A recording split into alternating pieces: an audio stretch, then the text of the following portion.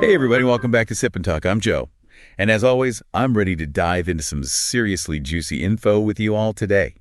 It's like we're mixing up a knowledge cocktail here. Strong stuff, but oh, so smooth going down. And I'm Sunny, your friendly neighborhood fact checker. I'll make sure we get all the ingredients right. Speaking of mixing things up, you know it's always a good blend? Travel whiskey and discovering awesome new things. You have to check out our friend Micky's YouTube channel, Mickytolife. Yeah, Mickey's the best. He's always got something cool going on. You ever just get stuck between choices? Oh, yeah. Like I know that, logically I should probably go hit the gym, but for some reason that couch is just calling my name. The siren song of the sofa. Exactly, the siren song.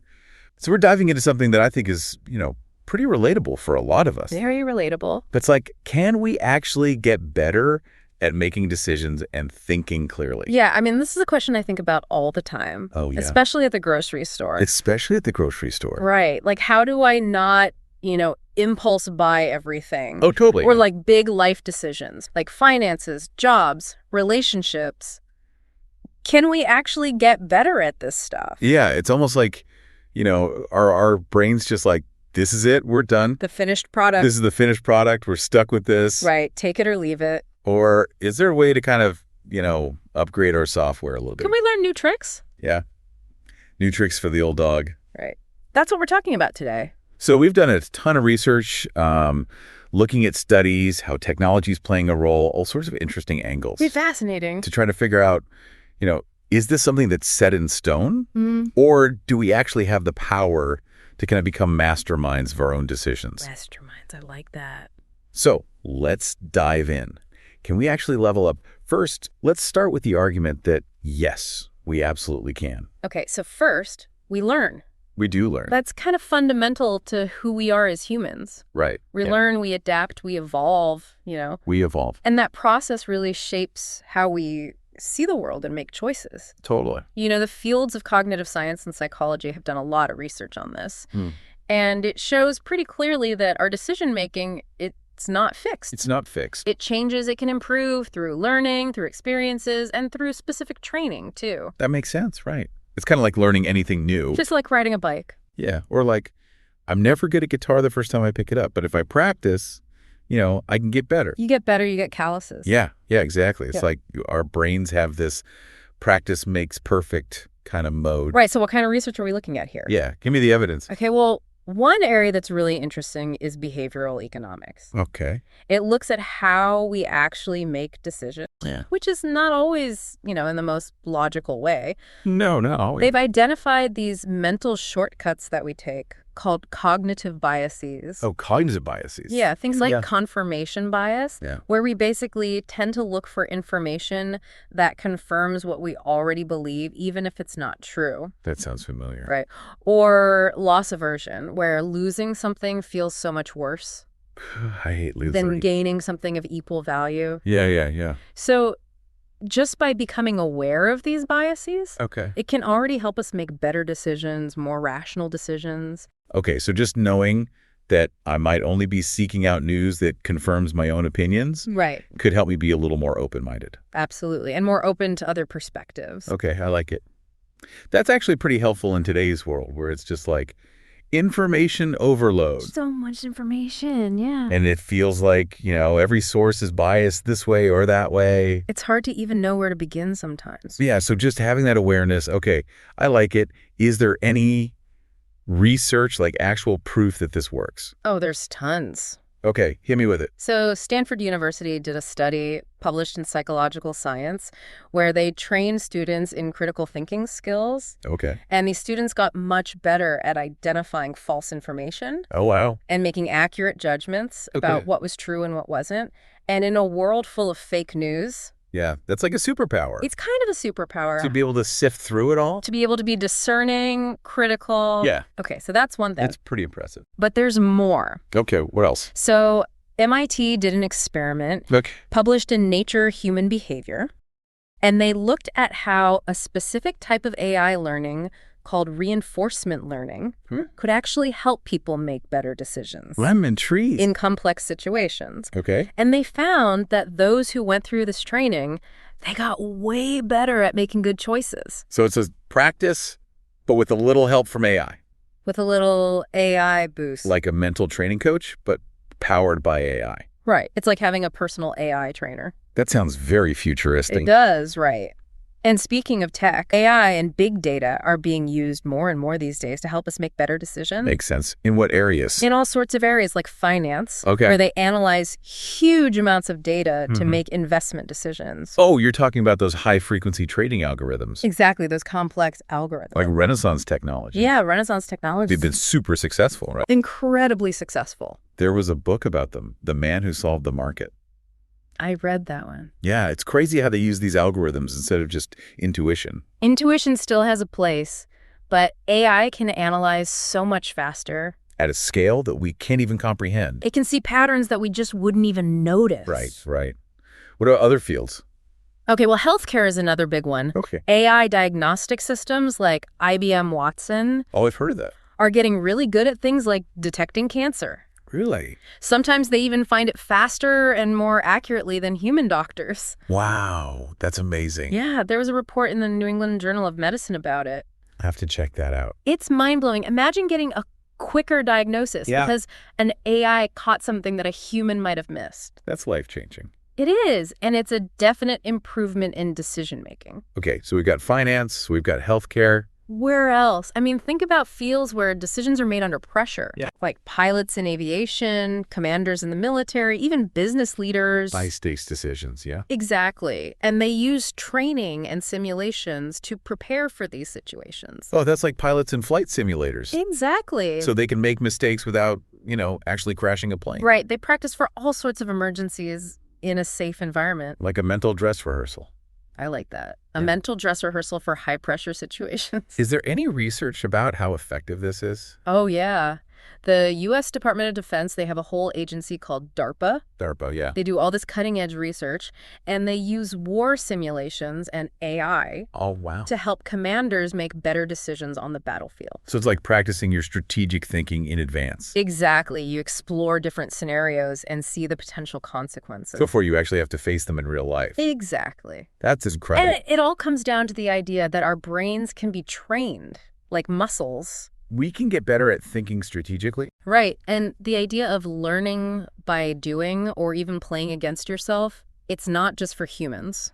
What do you mean? Google DeepMind's AlphaGo Zero. I've heard of that. It learned to play Go by playing against itself millions of times. And it became a master, right? A master, and it did it all without human input. Nature had a whole article about it. That's fascinating. So if AI can learn that way, why can't we? Okay, so it seems like we've got some pretty convincing evidence that we can actually improve our thinking skills. It's pretty clear. We can learn, we can use technology, we can become aware of our biases. And train our brains. But, if it sounds too good to be true, it probably is. There's always a catch. What are the limitations? Is there a ceiling to how much we can actually improve? That's a great question, and it's important to be realistic. Okay, so, are we just talking about basic brain power here? Partly, yeah. We have to acknowledge that there are limits built into our biology and psychology. Yeah. For example, think about our short-term memory or working memory. It's the space where we actively think and process information. Right. But research suggests that it has a limited capacity. You're talking about George Miller's The Magical Number 7 ± 2. Exactly. Okay, so we can only hold so much information in our minds at once. Right, and that can make it difficult to process complex information when we're trying to make a decision. Yeah, it's like trying to juggle too many things at once. So you drop some, you get overwhelmed. You get overwhelmed, exactly. So that's one limitation. Okay, what else? Another thing is that our brains might not be as adaptable as we get older. Oh, no. You're saying you can't teach an old dog new tricks. Well, it might be a little harder. I guess that makes sense. It takes me longer to learn new things than it used to. Right, and there's research in nature neuroscience that supports this. Okay, so what about our emotions? Ooh, emotions. Do they play a role? They play a huge role. Because they're always there, right? They're always lurking. Like, I know that I can get really stubborn, and I'll stick with my first thought, even if all the evidence is saying don't do that. We all do that. Yeah, it's like my brain just digs in its heels. And our emotions, they're powerful. They are. They can really cloud our judgment. Especially things like fear and anxiety. Right. Or overconfidence. Ooh, yeah. Overconfidence can be dangerous. It can make us blind to risks. And we make bad decisions. Exactly. So are you saying that even if we try to be rational, our emotions will always get in the way? Well, they'll always be a factor, Okay. but we can learn to manage them better. Okay, how? That's where things like mindfulness and self-awareness come in. Okay, so we need to be aware of our emotions. Right, and how they might be influencing our choices. And then what? What do we do once we're aware of them? Well, that's where techniques like second-order thinking can be really helpful. Second-order thinking, what's that? It's basically thinking about the consequences of the consequences. Okay, break that down for me. So first-order thinking is just thinking about the immediate outcome of a decision. Okay, like, I'm hungry, I'm going to eat this pizza. Right, but second-order thinking asks, and then what? Okay. So you eat the pizza, you feel satisfied. That's the first order. But then what? Maybe you get indigestion or you feel sluggish later. Or I wake up feeling bloated and regretting those extra slices. Exactly. Those are the second-order consequences. So it's like thinking a few steps ahead. Like chess. Yeah. You don't just think about your next move, but your opponent's response and then your move after that. I like that analogy.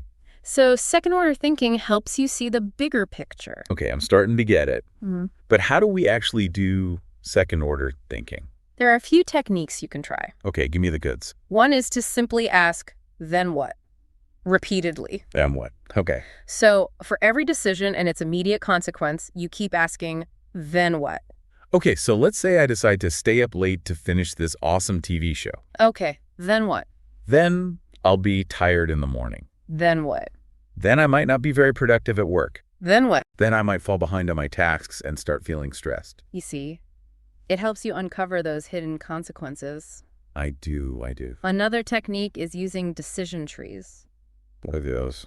It's basically visually mapping out your decision and its possible outcomes. Okay. Like a flue chart. Okay. You can use a whiteboard or a program like Lucid Chart. I've heard of Lucid Chart. It helps you see all the possible paths. The first order, second order, even third order consequences. So, like, if I'm thinking about taking a new job in a different city, Okay, walk me through it. the first branch might be higher salary, cool new apartment. That's good. But then those branches could lead to, like, meeting new people, but also being far away from family and friends, Right. and more exciting neighborhood, Yeah. but much higher cost of living. You're getting it. So by visualizing it, I can see the potential downsides more clearly. Exactly. It makes those long-term consequences more apparent. I like it. Any other strategies? Reflecting on past decisions can be really helpful. How so? Think about times when you might have only considered the immediate impact. Oh, like those impulse purchases I always regret. Exactly. Like that time I bought that bread maker. Oh, yeah. I used it once, and it's been gathering dust ever since. We all have those. Classic first-order thinking fail. But by analyzing those past decisions, Mm-hmm. we can learn from our mistakes. And hopefully avoid repeating them. Right. What about getting feedback from others? Oh, that's a good one. It can be really valuable. Because sometimes you're so focused on your own perspective. You can't see the forest for the trees. Exactly. So talking to friends, family, colleagues. They can offer different viewpoints, maybe highlight consequences you didn't even consider. It's like having a second pair of eyes. A fresh perspective, Yeah. And they can also tell you if you're being totally irrational. which we all need sometimes. Oh, absolutely. Another great resource is case studies and history. Oh, that's interesting. You can learn a lot from other people's successes and failures. Like those cautionary tales from the business world. Exactly. Or political decisions that went horribly wrong. You can see how a lack of foresight about second-order consequences Can have disastrous results. not just for individuals, but for entire organizations or even countries. So it's not just about our personal choices, it has wider implications. Right. Thinking about those larger scale examples can help us see the importance of second-order thinking. Makes sense. Ah. Are there any fun ways to practice second-order thinking? Actually, yes. Tell me more. Strategy games like chess or Go, Oh, I love chess. they force you to think several steps ahead. I can see that. Every move has consequences, and you have to anticipate your opponent's reactions. It's like a mental workout. Exactly. Okay, what about mindfulness and self-reflection? Do those have a role to play? Absolutely. Okay. Taking even just a few minutes each day to be aware of your thoughts and how they're influencing your choices Yep. can make a big difference. It's like creating a mental pause button. Exactly. A moment to check in with yourself before you react impulsively. I like it. So it's not about becoming a genius overnight. Yeah. It's about building these mental muscles gradually. Starting small. Exactly. Okay, but let's be real. Yeah. It's one thing to understand this concept of second-order thinking. It's another thing to actually make it a habit. It's the hardest part. Because life gets busy and you're stressed and you just want to make a quick decision. You go with your gut. Exactly. So how do we actually turn this into a routine? Well, the key is to make it as easy and automatic as possible. Okay, I like that. Start with small, everyday decisions. Okay. Like choosing what to eat for lunch. Okay, give me an example. So instead of just grabbing the first thing that looks good, think about how it will make you feel later. Okay. Will that greasy burger give you an energy slump in the afternoon? Yeah, probably. Or will a lighter, healthier meal keep you feeling energized and focused? You're making me rethink my lunch choices. It's about making those small, conscious choices. Okay, so start small. What else? Use triggers to remind yourself to think more deeply. Triggers. Yeah, link it to something you already do every day. All right. Like every time you pour your morning coffee, take a moment to think about one decision you have coming up. Okay. And consider its second-order consequences. So coffee equals deep thinking time. Exactly, it becomes a cue. I like that. What about tools? Do we need a special notebook or something? Keep it simple. A notepad, a phone app, whatever works for you. Okay, nothing fancy. Just something to jot down your thoughts. Makes sense. And don't try to do too much at once. Yeah, I get overwhelmed easily. Set small goals. Okay. Maybe just analyze 1 to 3 decisions a day. I can do that. And spend no more than 5 minutes on each. 5 minutes? That's doable. And here's a surprising tip. Try reflecting on your decisions for 5 minutes before bed. Really?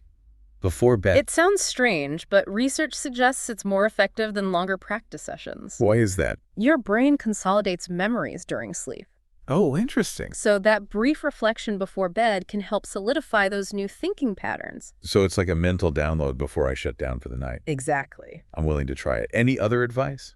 Seek external reminders and feedback. From other people? Yeah, ask friends or colleagues to prompt you to think more deeply when you're discussing a decision. Yeah. It's like having a thinking buddy. I need a thinking buddy. We all do. And don't forget to reward yourself. Oh, yes. Rewards. Even small rewards can help reinforce the habit. Like what? It could be as simple as acknowledging to yourself that you took the time to think things through. A mental high five. Exactly. Or maybe you treat yourself to something you enjoy. Okay, rewards are important. They help motivate us. What about distractions?